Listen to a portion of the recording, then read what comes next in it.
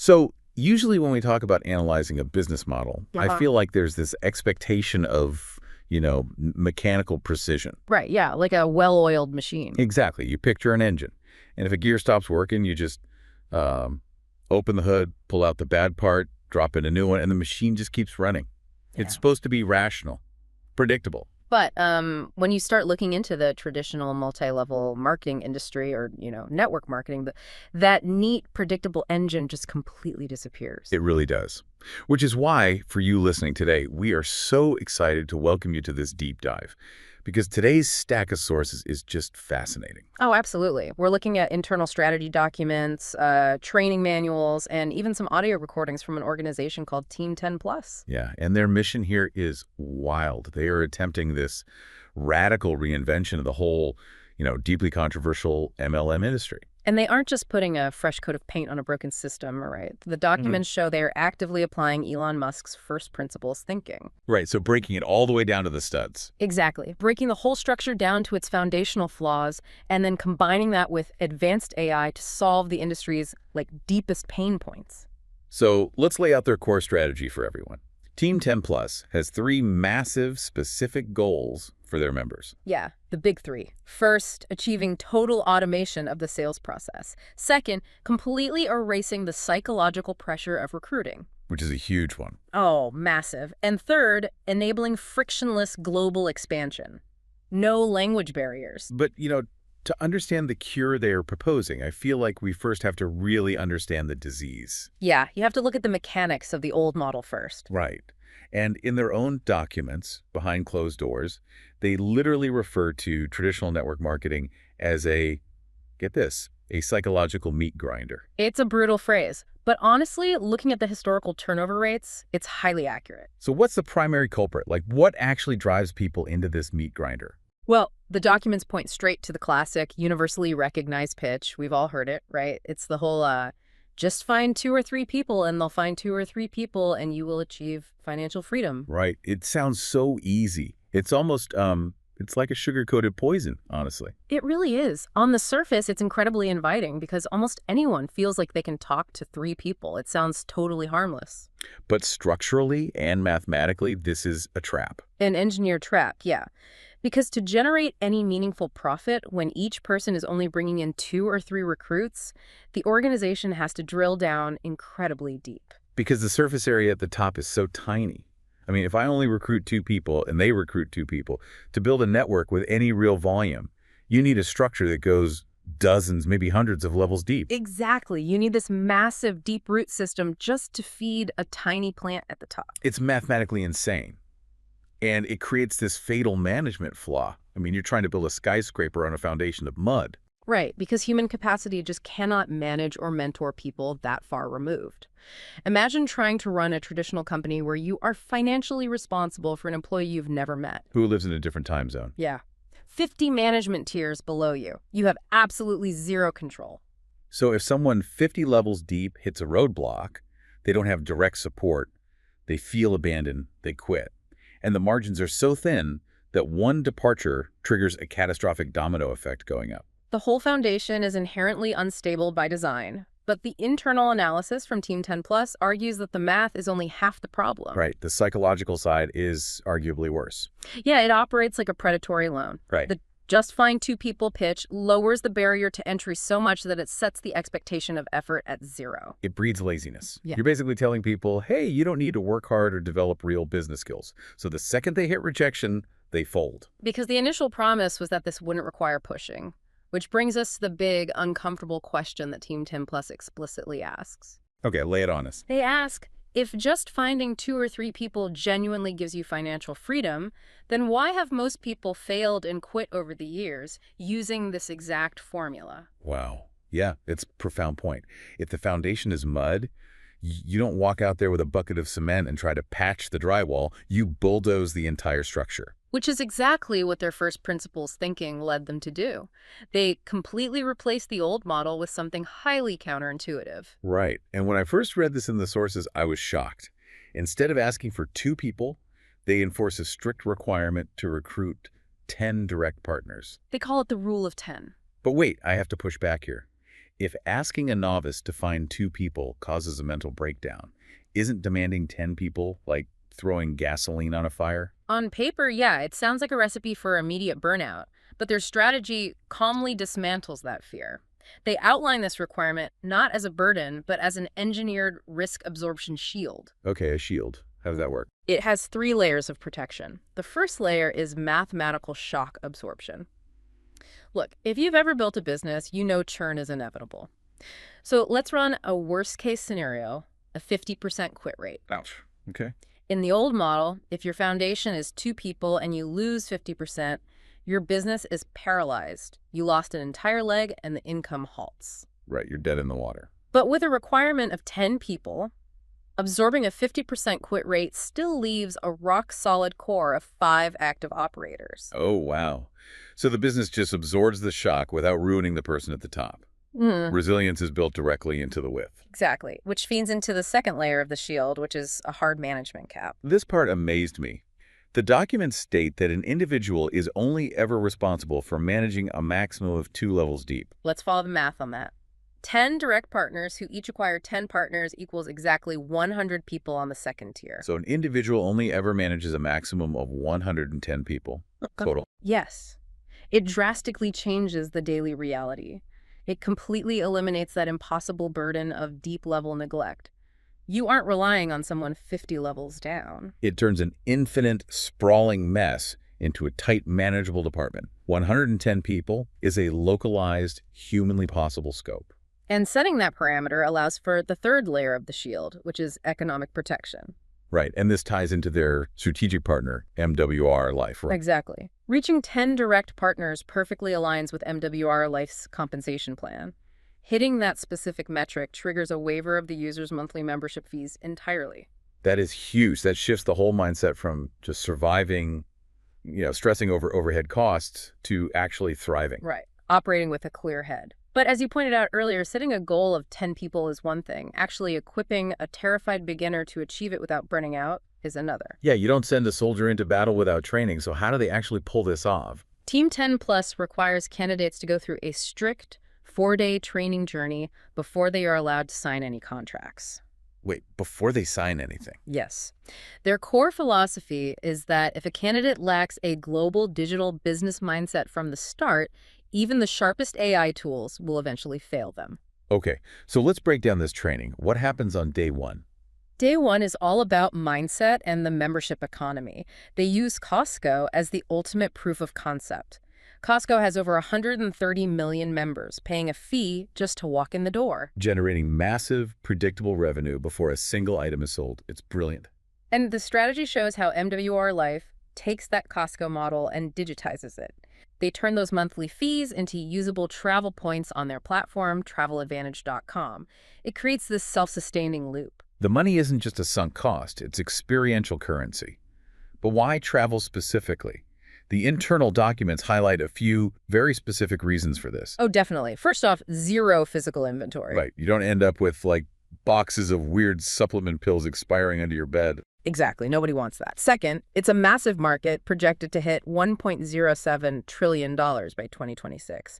And third, it possesses what they call viral DNA. Viral DNA, right, because people naturally want to post photos of a Bali sunset or a ski trip on their social media. The product essentially markets itself organically. And MWR Life already boasts over 700,000 members, connected to over 2 million hotels and thousands of global brands. So day 1 proves this disruptive model is a highly practical opportunity.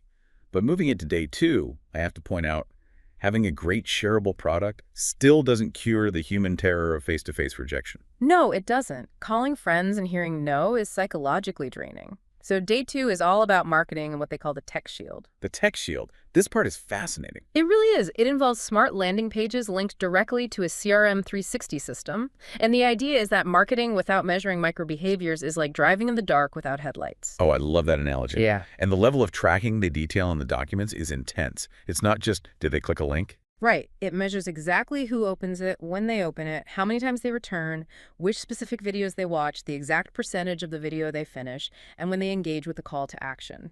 And then the algorithm takes all that raw data and scores the leads, color-coding them. Red is hot, black is cold. Exactly. So an operator opens the dashboard and instantly knows where to focus. If someone is a red lead, you engage. If they're a black lead, the system has silently absorbed their lack of interest. That's incredible. The algorithm essentially absorbs all the silent rejections. The human never wastes an ounce of emotional energy facing it. And they even eliminate contact forms. Customers don't fill out tedious forms. Just by interacting with a video or a button, they are dropped straight into the CRM. I marvel at this interface they use. They call it the 360 smart window. Hmm? Reading the manuals, it functions almost like a pilot's heads-up display, or like having an expert negotiator whispering in your ear. Yeah, it holds a pre-built interactive content library that maps out 7 specific marketing steps. So if a prospect is at step 3, you just select the step, choose their preferred channel, Zalo, WhatsApp, Telegram, email, and copy-paste personalized, multilingual content. It's high conversions, massive time saved, and total liberation from the psychological pressure of rejection. Okay, so day 2 handles the local rejection, but eventually you hit the barrier of geography. Which brings us to day 3. Right. If you are limited to the people who speak your native language, or the people in your immediate geographic area, your market is severely capped. Because historically, expanding a business internationally required massive capital, fluency in multiple languages, and a deep understanding of local cultural nuances. It was a massive barrier to entry. Team 10 Plus uses AI to completely flatten that barrier. They are utilizing two-way live voice translation on platforms like Google Meet. And we are not just talking about clunky robotic subtitles at the bottom of the screen. No, and this is a critical distinction. The AI they deploy preserves the speaker's tone, their pitch, and their underlying emotion. Which is everything in business. If you are trying to build trust with a partner in Japan and the translation comes across in a flat, monotone robot voice, the human connection is severed. Right. By translating the feeling behind the words in real time, the AI preserves the empathy required to actually build a relationship. And they extend this democratization of scale even further. They integrate AI directly into mobile keyboards for real-time chat translation across hundreds of languages. That's incredible. Furthermore, they have standardized their 4 core business landing pages into over 30 different languages. Think about what this means for you as a candidate moving through this sequence. Even if you consider yourself entirely tech illiterate and you only speak one language, you are instantly equipped to operate a seamless global business. The heavy lifting of international expansion is outsourced to code. The conclusion of day 3 is profound. Global business is easier right now than at any point in human history. It really seems that way. Past generations had to spend decades studying just to bridge these geographical and cultural gaps. Now, AI handles all that friction. The only requirement is that you have to be willing to be a pioneer and actually use the tools. Okay, so we have a sustainable product, we have an AI shield protecting our emotions, and we have global reach. Yes. Usually in these kinds of programs, this is where the doors lock, the music swells, and the high-pressure emotional sales pitch begins to drain your wallet. What actually happens on day 4? They do the exact opposite, actually. Yeah. Day 4 is entirely about cash flow and radical transparency. Instead of a hype-filled pitch, they basically open the hood of the call. What do you mean? Candidates are given a transparent look directly inside the actual back-end accounts of MWRlife.com and TravelAdvantage.com. Oh, wow. They literally show you the engine running. They do. They teach you exactly how cash flow operates within the ecosystem, helping you optimize your starting income before you've even spent a dime. That's incredibly rare. It is. The total value of this 4-day journey is that it takes a regular person and transforms them into a digital enterprise expert. And because this system is so strictly defined, it makes duplicating this process for your future team incredibly easy. You just run your new people through the exact same 4 days. Exactly. But the journey doesn't actually end on day 4. There is a final filter. Okay. And notice I said filter, not funnel. Right, I love that distinction. A funnel is designed to catch absolutely everything that falls into it. A filter is designed to keep out what doesn't belong. How do they filter people after showing them all this amazing tech? After opening the hood and showing the engine, Team 10 Plus imposes a 24-hour rule. A 24-hour rule. Yeah. Candidates are heavily advised to step away for a full 24 hours after the training concludes. Wait, really? They tell them to walk away? Yes. The leadership actively wants that biological emotional hype to fade. They want to prevent impulsive, emotionally driven decisions. It's like a jeweler telling you to go home and sleep on it before buying the diamond. That builds incredible trust. It really does. Now, the sources do say that if a candidate insists on joining immediately, they respect that autonomy. But the strong advice is to wait. And once they do decide to join, what happens? Immediate equipment. Upon creating an account, members are instantly armed. Like everything is ready to go? Yep. The smart landing pages, the 360 CRM system, it's all activated and ready to go on day one. But before they are fully handed the keys to the car, Team 10 Plus asks them 3 concluding questions. Okay. And these aren't trivia questions, they are deep reflections. Walk us through them. The first question asks for practical feedback.